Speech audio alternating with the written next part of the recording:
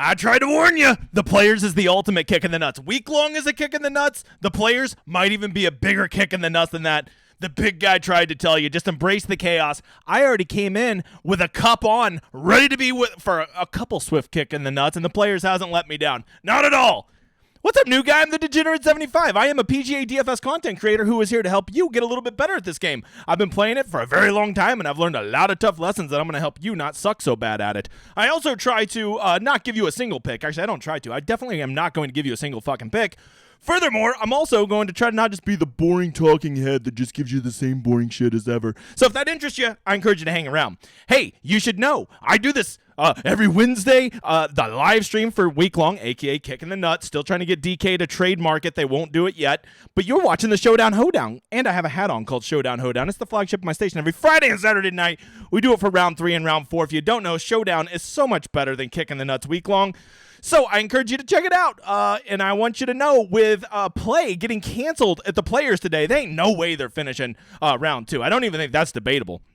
I don't even think they're going to get back out there today. The PGA guy said they're probably just going to finish in the morning, fire it up at 7 o'clock. So with that, you know, I will be the first to admit I love Pat Mayo and Jeff Feinberg when they do the Cut Sweat show, and I don't think they're going to do it tomorrow morning. So here's my promise to you. I'm going to verify that Pat is not doing the Cut Sweat show tomorrow morning, and if he is not, I am going to do one. I will get a guest. I don't know who my guest is going to be yet because I just thought of this.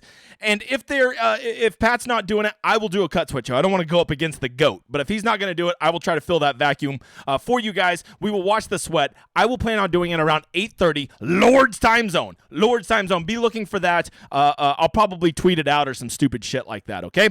So there you go. If you are a PrizePicks, sweaty PrizePick guy that wants some prop bets, well, hang around. I got some hot takes on PrizePicks for round 3 tomorrow. You have to wait around to the end. Also, I would give you good round 3 scores, but we don't even know who's going to make the cut, so I ain't going to do that shit tonight. Furthermore, my pod is back. Season 2 of the Degenerate 75 talks golf, mark it out, sports with smart people. My first guest will be coming Sunday night. Be looking for that. I will have it both on YouTube and on pod form if you don't want to look at my mug. So be looking out for it. All right, let's go to Cut Sweats. As of right now, the cut looks like it's going to be brutal. We're talking like 2% 6 of 6 rate. However, right now, as let's cheat over here. You can see that it's about 70-30 if it's going to be +2 or +1. Donkey Dick Smotherman just chipped in that would have really helped out to help the cut move the other way. The morning, you know, we're going to have to see what tomorrow morning brings. There are going to be winds tomorrow morning, but they're also about to get rain all night, so I imagine that the course is going to be pretty soft and they're going to be able to stick some shots. So I think the cut sweat's going to be very real tomorrow. You want to know how I'm doing? Well, yeah, go over here to my contest. By the way, this is Cut Sweat. You see the little code right there? I can't point at it. Right there. Degenerate 75. All caps will get you half off your first month. You can say, oh, you don't got any 6 of 6s. You're a loser. Oh, you wait, my friend. You wait. If the cut gets to +2, I'll have a Tom Hoagie, a Steven Yeager, and a Steven Yeager and Tom Hoagie that will give me 3 6 of 6s, which I only did 21 lineups. So what is that, like a smooth 14%? So I will be sweating it pretty hard. I would love to see a +2 cut because I got 3 guys right there on the +2 cut that I definitively need to make it, and then I'll have some real sweats at week long because I only made those 21 lineups and just spammed them. I mean, you can see that this Yeager lineup, I just put it in everything, right? And that's how I do them. That's how I do them, big guy. By the way, Matthew Fitzpatrick, fuck off. There we go. There's the secret to that one. So that's where we're at week long. We'll be sweating in the morning. Might be doing a show. Just to be determined. All right, let's talk about the course today. So far, the afternoon guys, we're not getting as affected. It's so weird, man. I'm watching it with my eyes, and it's telling me a different thing than what the scores are showing here. And here is my synopsis. Through 2 days, the AM/PM wave has played significantly better. It looks like, what is that? A shot and 3/4 today, and then in round 1, it was a full. What is that? Almost 3/4 of a stroke. So that's a huge difference. We're talking almost 2 strokes difference. And, you know, if you look at the top of the leaderboard, most of the guys who are at the top of the leaderboard, Bez, Svensson, Minwoo Lee, Morikawa, Pendrith, Scheffler, almost all of them are coming from the AM/PM wave. So what that's telling me is, like, well, it was clearly the better wave, but it doesn't seem 2 strokes better because when you go look at the total number of guys who made the cut, it's not very much different. I think the big difference is the PM/AM had way more guys just fucking implode. I'm talking like 10-12 over, #Aaron Wise. And I think that's what's contributing to the difference. Regardless, it does does seem as though the better wave to play was the contrarian AM PM, which, if you played, 30% of your lineups AM PM, you probably have a pretty nice edge, because I think less than 1% of all lineups did that in week long. And I guess tomorrow morning could just be absolutely brutal, but I doubt it's going to be enough to make up 2 strokes.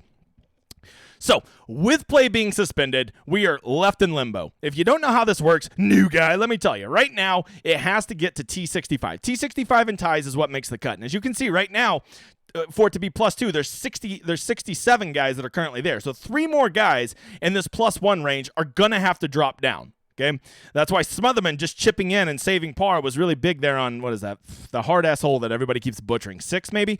And 3 of these guys have to drop. But it's not just 3 of these guys have to drop. You also have to have none of these guys here at +2 go make a birdie, because that'll push it back up. And then there's also, all these guys here at even who could go double bogey. We've seen some double bogeys on this course. So there's going to be a real sweat in the morning. I think what it's going to come down to is not so much about guys making big numbers, but how the course is playing in the morning. If the course is playing how it was playing most of this afternoon, I think the cut will get to +2. If they come out there and it's super soft and the greens aren't rolling super fast, I don't think that 3 guys are going to drop, and then the cut will be +1. So it seems like +1 kind of has the momentum right now, depending on how rainy it gets overnight and how much these storms affect the course. So there you go. I encourage you to watch the cut sweat show. Either Pat's, and if he doesn't do it, watch mine, okay? 8:30 Lord's time zone. That's central, you donkey dick. So that's what we'll be sweating in the morning. The course is just it's crazy that the AM PM guys just got the better of it. John Rahm mysteriously withdrawing because he's got a stomach ache. Whatever. All right, let's talk a little contest selection. Golf round 3. My bad. Round 2 still being played. You want to know that I love these, because this is what they're going to do. They're going to finish round 2 in within 30 minutes, because they got to get this off, right? They got to hurry up and get round 3 off so they're not delaying round 4, which is where they make all their money on TV.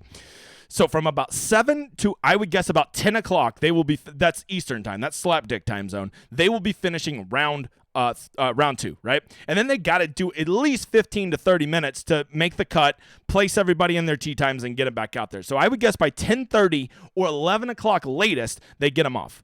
And they will definitely be going off in 3s off both 1 and 10. Okay, they have to do that to try to get the round to get caught up. Okay, so trying to play a big, I'm only going to play early guys or only play later guys, I don't think that's a real thing tomorrow, because almost everybody will be getting out on the course within a 2-hour period. And so when you know that, this is important for a couple reasons. A, I don't think a lot of people are going to be sweating the very last guys to make the cut. So you might, if the cut does move to +2, I bet you can go get a Justin Thomas or a Steven Yeager, whoever those guys are at +2, and you can probably get them at super discounted ownership, because people aren't going to be sweaty assholes up until the last minute. Okay, so that's number 1 thing you want to do. Number 2, I think it's also going to scare people from entering these tournaments, and there might be a chance at an overlay. I don't know. Maybe because it's going off later in the day, these will all fill quickly. I will say Showdown interest has gone way up, so overlays are way less likely. But maybe with the weird round 2 ending, people will be like, well, I don't know what to do, and they don't know how to reserve lineups. And even if they do, they're afraid they're not going to have enough time, because they don't use the solver, right? So there's that. Okay. So I would be up in the morning. I would be watching this. I would be monitoring the cut. And as I'm watching the cut sweat show with me, then I would be also putting together guys that I like. And then I would get them in my optimizer. I would spam my lineups, and I would get them ready for round 3, because there could be a real edge tomorrow, because people aren't going to have a ton of time to prepare. So tomorrow's more about a preparation day than really like, I've got to find the right guys with the right stats. Okay, that shit ain't near as important tomorrow, okay? Contest-wise, the big $20, once again, not bad. 25% to first is the highest end I like to play. The big 555 signature hole, I wish they would have bumped it to 250 today, but they're probably just worried about the weather. I don't know. The $5, this thing filled so quickly I didn't even get in it. I hate this payout structure, though. 25% to first, and look at second. Drops all the way down to only 30% of first. Polly, tell him. Get the fuck out of here. I don't have him on right now. My baby that keeps growing, the $10 18 max. You're going to play $180 tomorrow. Just hop in this. It's the best tournament they have out there, right? Look at that. Just a nice, flat, solid payout structure. 18 lineups is a good number. The $44 club tour, I got a special place in my heart of that. If you're playing on a budget, you don't want to do $180, go do the $1 20 max, the $5 single entry, the $12 single entry. They're not putting anything else new out there, right? What I'm telling you, if you want to do $100 tomorrow, please don't go put 5 in the big $20. Just go play in the $100 single entry. If you want to do more than one lineup, go through 10 in my $10 18 max, okay? Yes, I know you'd only be entering 10, but that's still not giving up tons of leverage to all the guys that are going to MME the $20, okay? But more than than anything, just be sitting there and be on overlay alert for satellites, for cash game. If you don't know, cash games, double ups and stuff like that, double ups and 50-50s, because if they have those up and they're guaranteed, see that little G right there? That means they're guaranteeing that, and it doesn't fill. Well, then basically you only have to beat 50% or less, depending on how big the overlay is, to actually double your money, and that's as good as you're ever going to get your money in at DFS. Just a couple pro tips there. All right, let's look at the wind. If you don't know, I am a rich fuck, so I can afford the $18 a year for windy.com.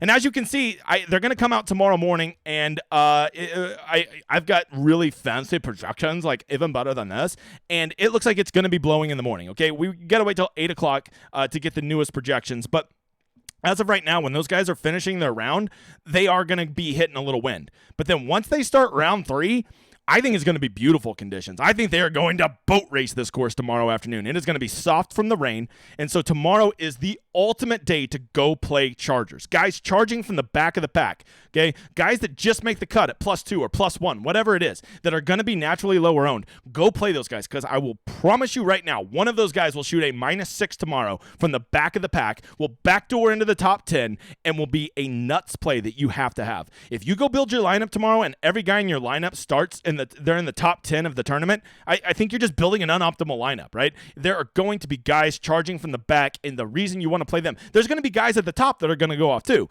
but those guys are going to be higher owned. I'm telling you to get in there and get those guys that are going to be charging from the back that are going to be firing at pins, okay? Namely, I instantly think of Justin Thomas, that donkey dick making the cut. Okay. Jordan Spieth making the cut. Strokes gained, Magic Beans, undefeated. That ball should have went in the water, and it hits a dude in the nuts and lands in the fairway. Strokes gained, Magic Beans. Jordan Spieth, number 1 by infinity shots. Okay, so that's my big take tomorrow. You are going to want guys charging. You're going to want guys charging. Get those guys. Get those guys that really play well in good conditions, because I think tomorrow will be the most gettable this course will get. This will be the one time they will truly get after this course. I'm telling you, it will play under par for round 3. Okay, and they're all going to be out there at the same time. It's not going to be too hot. It's definitely not going to be windy, and it will be soft from the rain. They're going to tear this course apart tomorrow. PrizePicks bros, I bet you can see where we're going at the end of this. Well, if you want to look at Wind Finder, if you're a cheapo that wants to do that, look, they agree with me. Okay, they say the same thing. All right. If you're worried about having enough time to make your lineups, please hear me on this. All my projections, all my ownership are loaded right here onto the thing called the Solver. It is the best lineup optimizer out there. Is it going to magically give you winners? No. But if you've taken the time and make good player pools, right? This will make the best versions of your player pool. All right, I use it literally for all my lineups. If I decide I want to go through 150 in tomorrow and I only have 15 minutes to make it, well, if I already have my player pool made, I can knock out 150 high-quality lineups, upload them with CSV over to DraftKings, get them in there, and then I can take advantage of those overlays, and I have optimally built lineups. It will build lineups in your player pool that you as a human won't make. I know. I've been fucking doing it for a month, and it makes way better lineups than I do. Okay, I make the player pool, so I'll take some credit.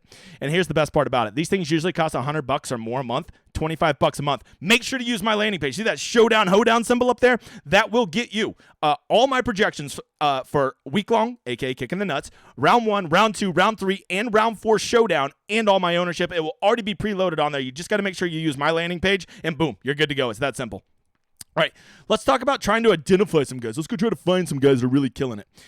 First things first, here's what you want to do, man. You really want to be monitoring this cut line. These guys that all just squeezed in at +2. If the line does end up being +2, which I still think it's going to be +1, but I want to believe, so I'm like trying to reverse mush it and say it's going to be +2, or +1, but I hope it's +2.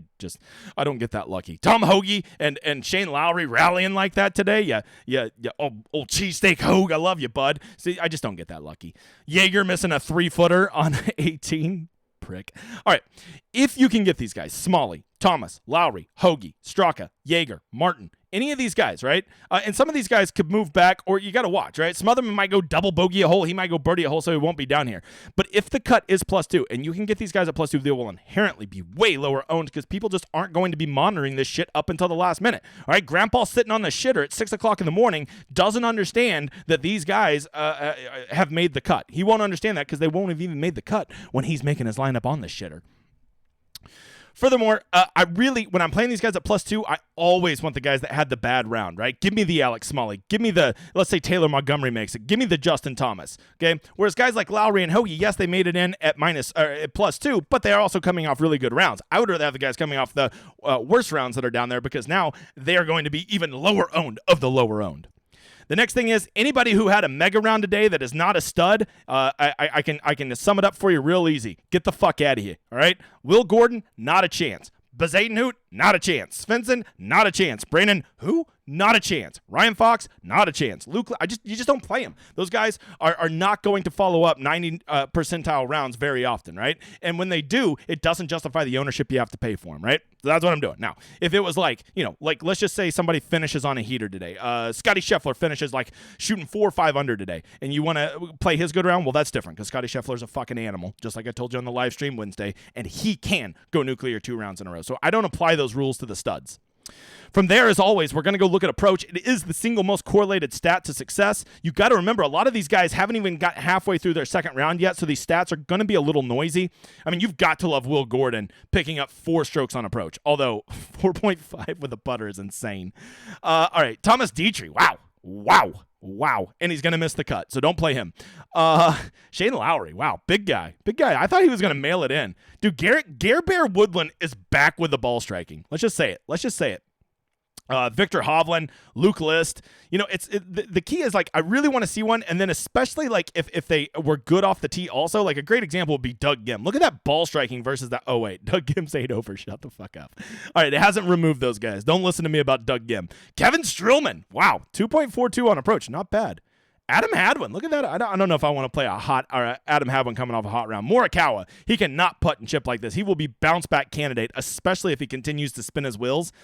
Give him to me. Oh, my God. Callum Tarrant, if he makes the cut, he could Callum Tarrant it up. Callum Tarrant is the perfect kind of guy. Him, a guy like Gary Kigo, these guys that just really can go nuclear, right? Not every guy can go nuclear, but those guys can. Steven Yeager, another nuclear guy. Wow. T-Dunks. You got to love it. I wouldn't anybody else. All right, let's see if anybody killed themselves off the tee, but overall was having a good round. First of all, we got to make sure we're looking at people that made the cut. Man, Endicott, what are you doing? That guy, by the way, Endicott, a legit ball striker. So that off the tee thing could just be a fluke. Don't read too much into it. Who else? Oh, Jordan Spieth, bounce back city. That Magic Bean motherfather making the cut. He's going -7 tomorrow. You heard it here first. Let's see. Don't play JT Poston. Anybody really? Oh, Grayson Sick. Nah. Well, if Grayson Sick backdoors the cut, he could be a really good one because his approach is there. He's just not doing anything on or off the tee. And of course, around the green, you got to make sure these guys made the cut because this is a lot of the shitty guys. Taylor Moore. Hey, not bad. Taylor Moore did everything, just killed himself around the green.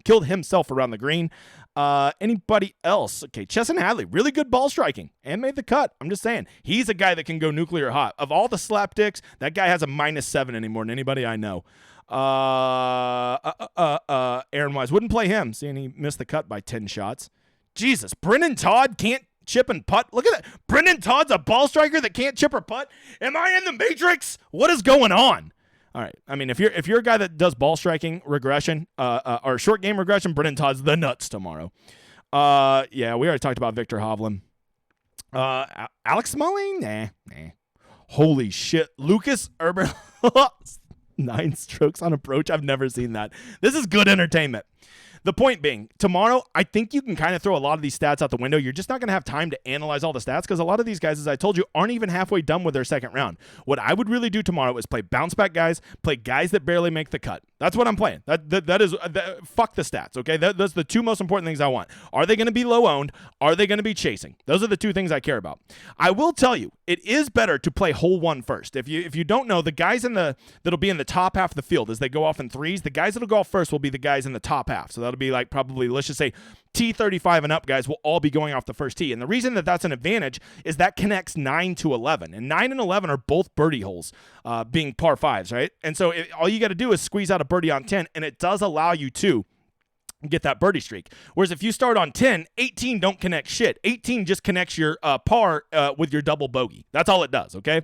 So small advantage there. I've never been a big fan of that strategy, but it could be used as a tiebreaker. You'd rather have a guy going off 1 than a guy going off of 10. Okay, there you go.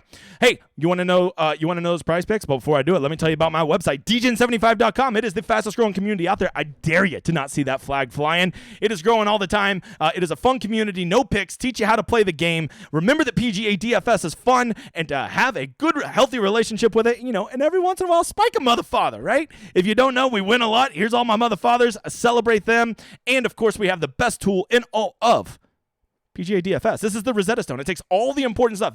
You want to know how to make good round 3 picks? This is the answer right here. This has all the important stats you need to know to make informed decisions, right? Where you're not just like, I've got a feeling about that Homa kid. Okay, why? Why the fuck do you have a feeling about him, right?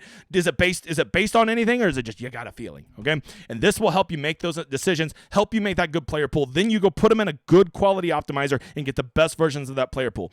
This is I literally every single one of my Showdown lineups, our player pools are made using this thing right here. Don't forget, I'm an independent fuck. No support, no sponsors. I'm just a dude with a camera making videos. Please like and subscribe. Tell a friend, because YouTube ain't gonna share my shit, you motherfathers.